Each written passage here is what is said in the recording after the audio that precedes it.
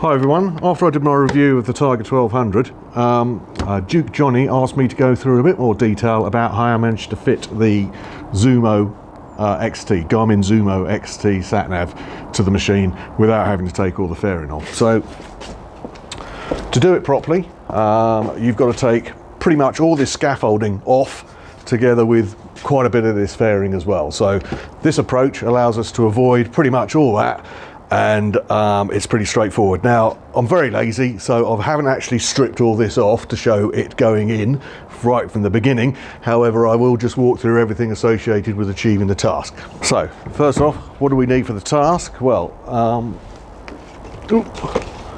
let's have a look at this. So one of the things that is very useful is this cable ducting that you can get from DIY shops. You don't need the actual main duct. What you're after is the actual lid of it.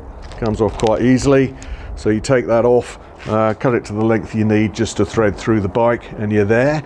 It's quite handy because it's indented. So I'll show you the bit that I used to do it.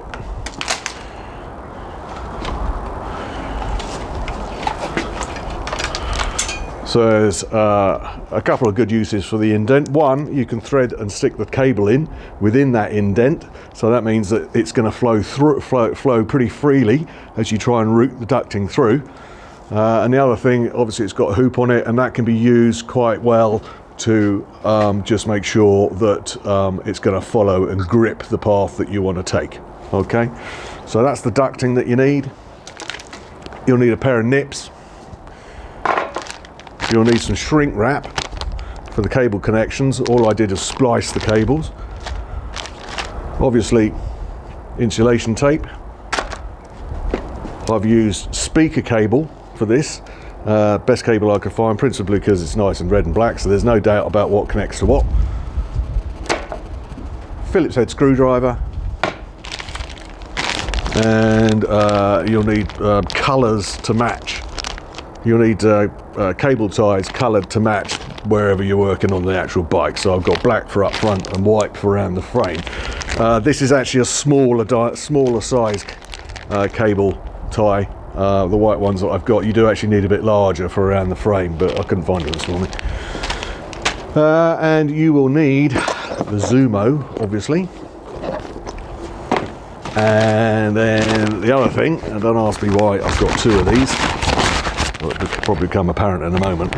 You need the, well, if you've got to fit it to the bike somehow. So I've used the Evotech connecting system, which has this at the top, and you can fit in either the, God, what do you call it? The phone connection, or you can fit in the Zumo connection into here. So I had the phone connection one fitted to the bike when I first bought it.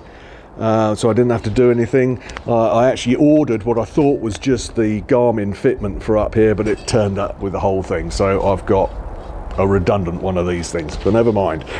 So this comes with obviously that frame, and it also comes with a set of bolts slightly extended so it can actually fit, and I'll show you how that works. So that's pretty much everything that you need to fit it. So I'll just strip the bike down now so we can have a look at what's going on. Oh no, I missed something. You need a Thunderbox. Now mine's fitted to the machine, so I'll spring up a picture of the Thunderbox, and we'll talk about why that's so good. So this is a simple way of doing it. No fairing comes off, no wiring skills, and you shouldn't end up damaging your bike, so all good. Okay, so to start with, you want to be starting underneath the seat. So I've stripped that out for us, so here we go.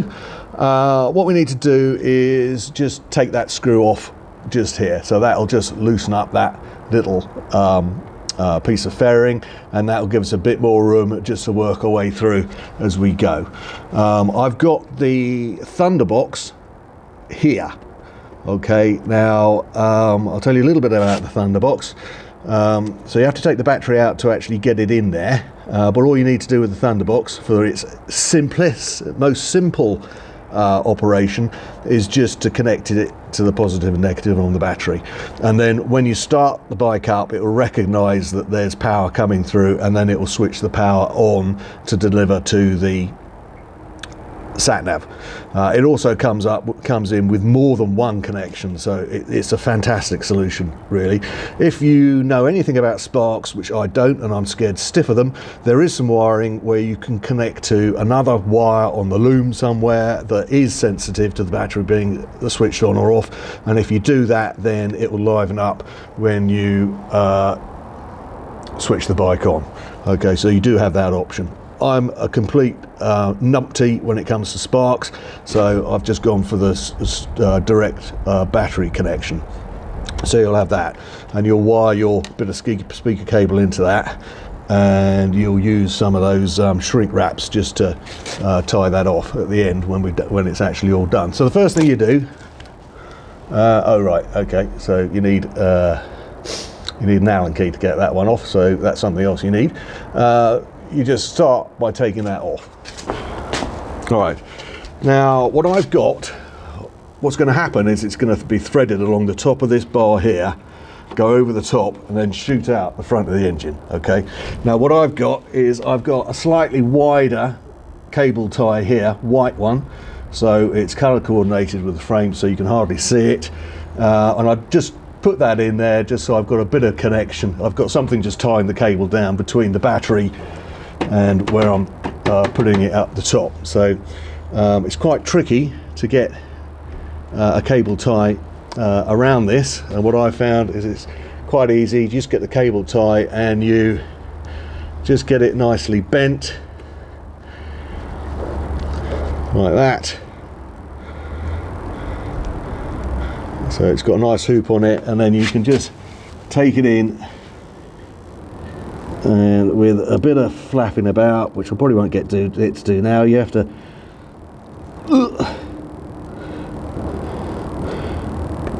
here it comes. So you can just easily get that through. Okay, so you'll do that after you've run your cable up, so to make sure that this gets on top of the cable, and then you can zip it down and it's all good. All right.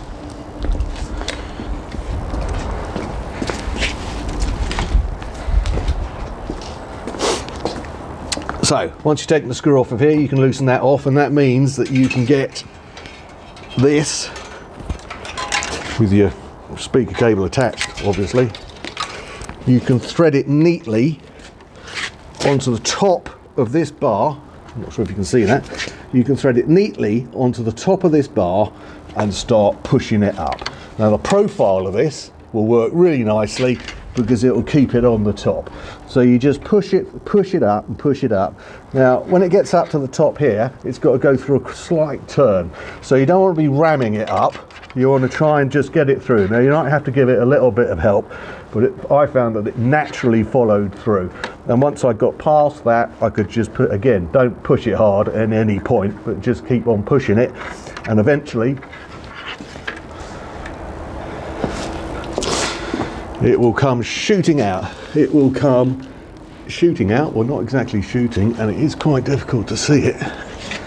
Let's see if we can get a picture of it anywhere. You can see, well, you probably can't see actually, what a nightmare. So you can see I've got it coming in, that's it coming here, okay. All right.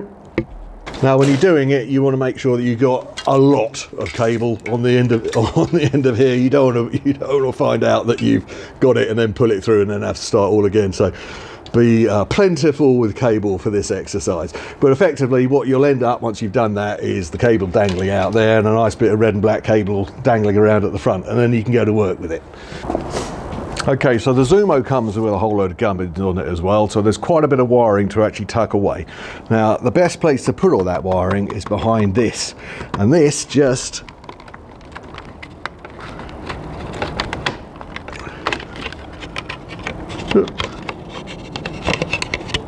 slips out, just like that. Okay, plug and play this is, so that's all quite good. So then you can just hide all your cabling behind here. Okay, plug everything in that you want and it all works nicely, and then when you're done you just feather that back in place, which I will do after I've done this video. Okay, so by that stage you're going to have pretty much everything wired in, ready to go. What you need to do is take this off, so it's only 4 bolts. Okay, and then you can fit the Evotech thing on, and you've got slightly longer bolts to put the thing back in again, and then you've got this in the right place. So then all you're left with after that is just to cable tie using the black cable ties, just to get the wiring from this area just down here into the back of the Zumo. Okay, so that's how you do it. Hopefully that's quite clear. This is complete plagiarism, obviously. I picked this up from various videos off of YouTube, so in the description I'll try and find the links to the videos which I use to try and work out how to do this. And I think I saw recently another video that actually showed you how to strip all the fairing off it as well, so I'll put a link to that if you want to do something seriously. But otherwise, it's a really simple way to get the Zumo on here if you are a complete electrical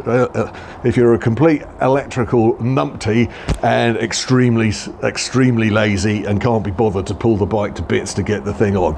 It's worked me okay. It's been on there for about a year, no worries at all. Thank you.